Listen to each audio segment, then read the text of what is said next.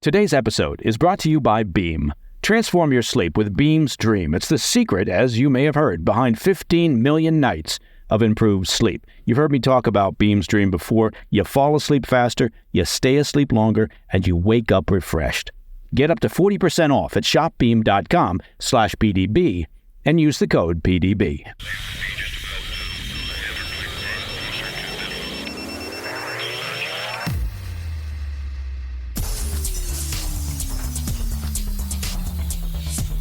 It's Monday, 13 May.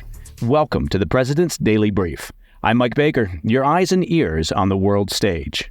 Let's get briefed. Today, we start with Israel, where IDF forces are moving further into the southern Gaza city of Rafah amid rising tensions with the U.S.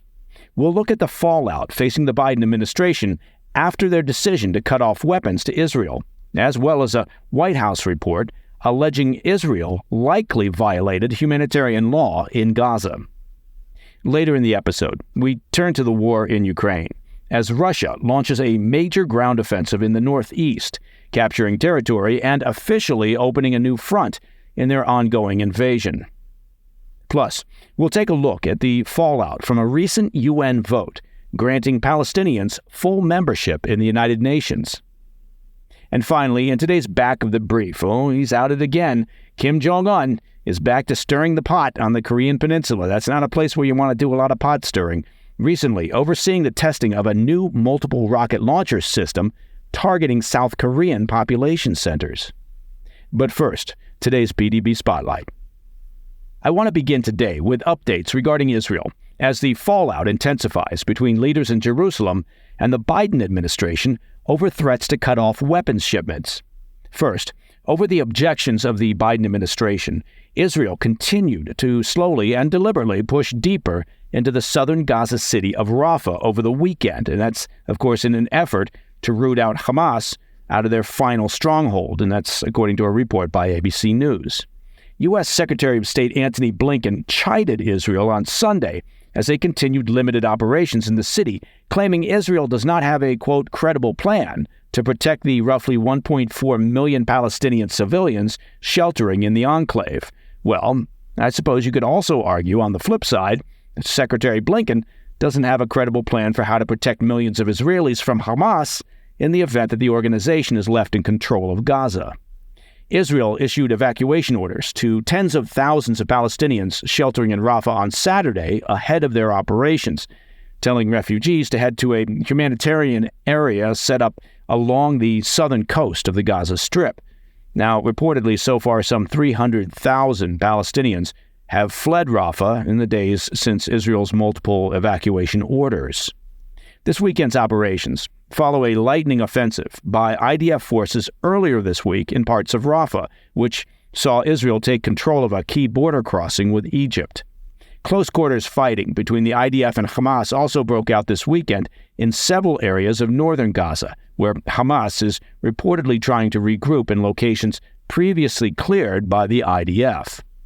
Egypt issued their strongest rebuke yet of Israel's operations on Sunday, saying that due to their continued assault on Rafah, Egypt would be joining South Africa's genocide case against Israel at the International Court of Justice. Now, what's not clear at the moment is to what degree the IDF coordinated with Egypt, the Egyptian military, prior to their move on the Rafah crossing. Israeli Prime Minister Netanyahu has long promised to invade Rafah to finish the job on Hamas. His commitment was highlighted earlier this week when President Biden threatened to end U.S. arms support for Israel if they proceeded with a ground invasion into Rafah. The episode triggered a diplomatic firestorm, though Netanyahu vowed to move forward with or without U.S. support.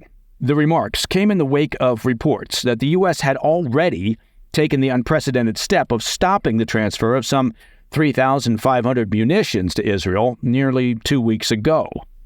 Reports indicate, however, that the White House is in for a showdown this week in Congress over that controversial decision. According to an exclusive report by Axios, Republicans in the House plan to hold a vote this week on a bill that would take away Biden's executive control over the flow of congressionally appropriated military aid. The vote is expected to fracture the Democrat caucus, which remains deeply divided over continued U.S. support of Israel. 26 House Democrats signed a letter to Biden on Friday expressing deep concern about the tactic and the message that it sends to Hamas.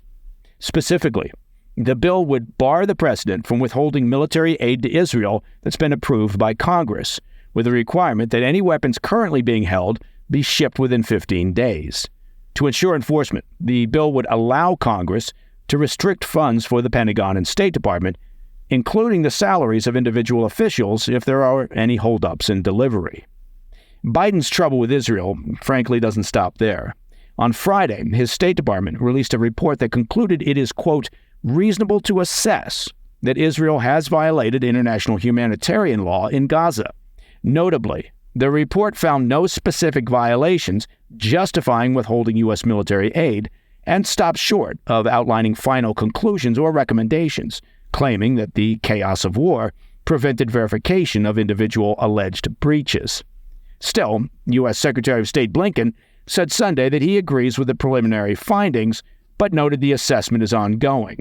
We should note that accusations of war crimes, along with the unverifiable casualty figures issued by the Hamas-controlled Gaza Health Ministry, have been used by Israel's critics to drive an anti-Israel narrative and erode international support for Jerusalem.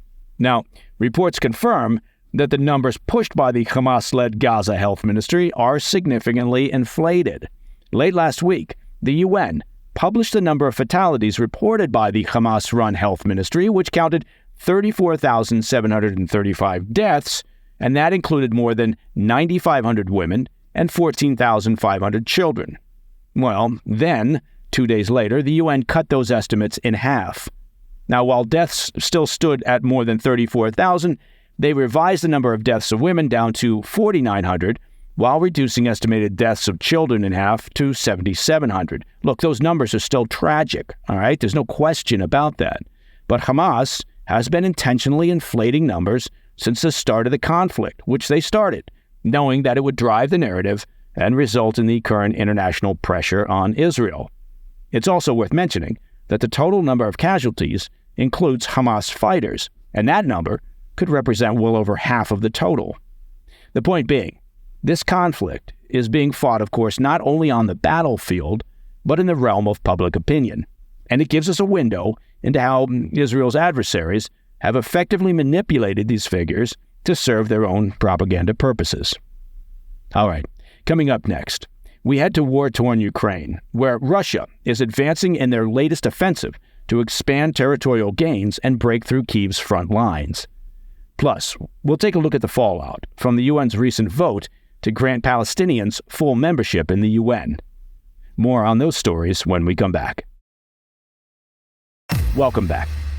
Shifting our focus to Russia, the Putin regime appears to be making gains in the northeast of Ukraine near the city of Kyiv as they mount a fresh offensive aimed at expanding their territorial hold within the country.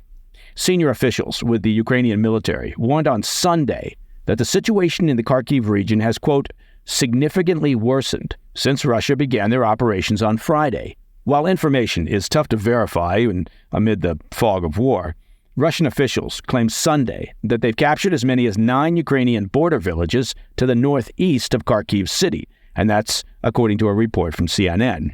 As we discussed on Friday's show, Russia officially opened up a new front in their war against Ukraine on Friday morning, mobilizing an armored ground attack in the northeast of Ukraine in a surprise cross-border offensive. The move has alarmed Ukraine's international allies, particularly those in Europe, who have long worried that Putin's ambitions extend beyond the borders of Ukraine. UK Foreign Secretary David Cameron told Sky News on Sunday that Russia had, in essence, quote, invaded Ukraine again, and called the situation a, quote, extremely dangerous moment. While Ukrainian officials said they repelled the initial incursion on Friday, by Sunday, it appears that the tide had turned. In addition to the captured border villages, Russian forces have also reportedly advanced south and entered the town of Volshansk, though Ukrainian officials insist they continue to keep the forces at bay. Putin's calculus behind the attack is still unclear. Some analysts have suggested he may be attempting to push Ukrainian forces back several miles so that Russia can establish a buffer zone along their border, while others have warned it represents the start of a major effort to seize Ukrainian territory, including the city of Kyiv.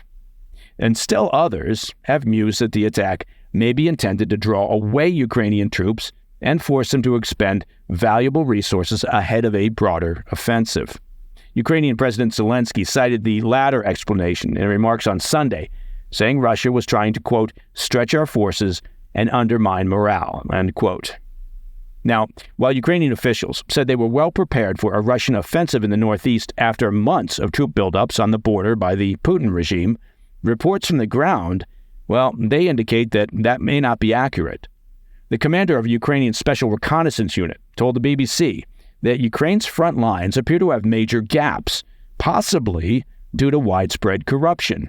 He noted that while officials claim to be building defenses along the border at a huge cost, those defenses don't seem to have ever been erected. He said, quote, there was no first line of defense. We saw it. The Russians just walked in.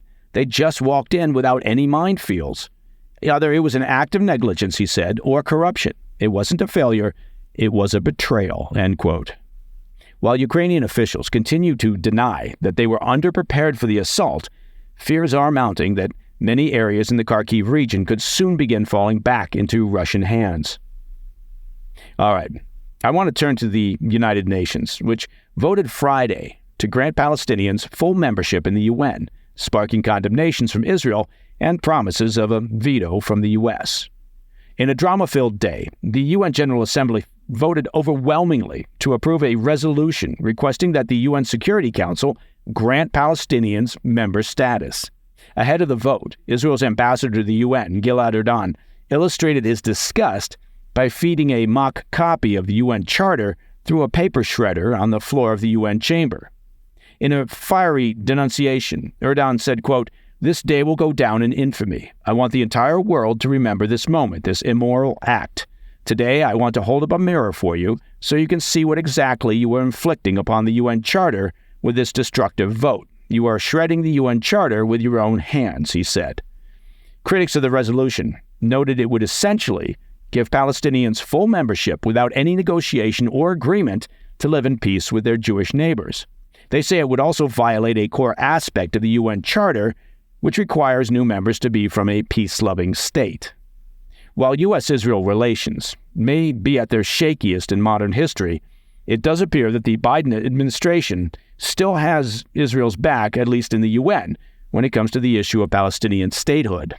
Despite the overwhelming support during the General Assembly vote, which saw 143 members vote in favor, with only 9 voting against and 25 abstaining, it will ultimately require the approval of the 15-member Security Council, where, as you probably know, a single veto would kill it.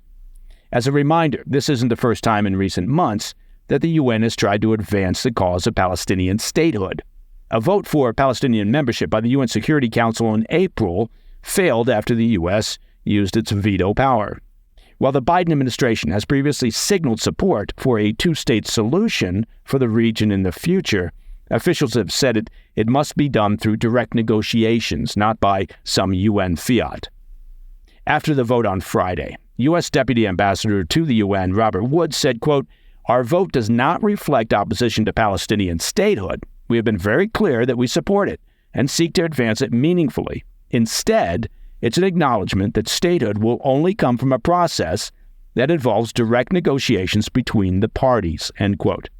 He said if the Security Council takes up the measure, the outcome will likely be the same as April's vote. All right, coming up in the back of the brief, North Korea is once again inflaming tensions on the Korean peninsula, recently testing a new multiple rocket launcher system targeting South Korean population centers. I'll be right back. In today's back of the brief, North Korean tough guy Kim Jong-un is once again escalating tensions with his southern neighbor as he continues to build up Pyongyang's offensive capabilities. In his latest provocation, Kim oversaw the test firing of a multiple rocket launcher system meant for targeting South Korean population centers on Saturday. The new system will reportedly replace older weapons on their border with South Korea, when they begin deploying the systems in the coming months, according to a Reuters report. A jubilant Kim appeared pleased with the demonstrations as he beamed and smiled for North Korean state media cameras. And as you know, nothing makes a despot beam like a successful weapons test. Officials in the Hermit Kingdom claim that the weapons are an updated version of their current rocket launcher system that will allow for greater mobility and a higher concentration of fire. State media said the tests confirmed the, quote, advantage and destructive power of the new rocket system, which reportedly also employs guided shells. While weapons tests by the Kim regime are, of course, nothing new, tensions have been rapidly escalating on the peninsula as the North pivots to a more antagonistic, almost wartime footing. As we've extensively covered on the PDB, since November, North Korea has been conducting frequent ballistic and cruise missile tests and regularly threatening South Korea with nuclear annihilation. Earlier this year, Kim moved to cut off all diplomatic ties with South Korea, officially ending their decades-long commitment to reunification. While it's unclear what their long-term aims are, many analysts have suggested that their weapons buildup is part of a broader strategy to pressure the U.S. into accepting North Korea as a legitimate nuclear power so that they can begin negotiating economic and security concessions from the West. Whatever their ultimate end goal is, the moves have obviously sparked alarm within the international community, particularly as the regime moves closer, both diplomatically and militarily, to Russia. And that, my friends, is the President's Daily Brief for Monday, 13 May. If you have any questions or comments, please reach out to me at pdb@thefirsttv.com. And remember, if you'd like to listen to the show ad-free, become a premium member of the President's Daily Brief by visiting pdbpremium.com. I'm Mike Baker, and I'll be back later today with the PDB Afternoon Bulletin. Until then, stay informed, stay safe, stay cool.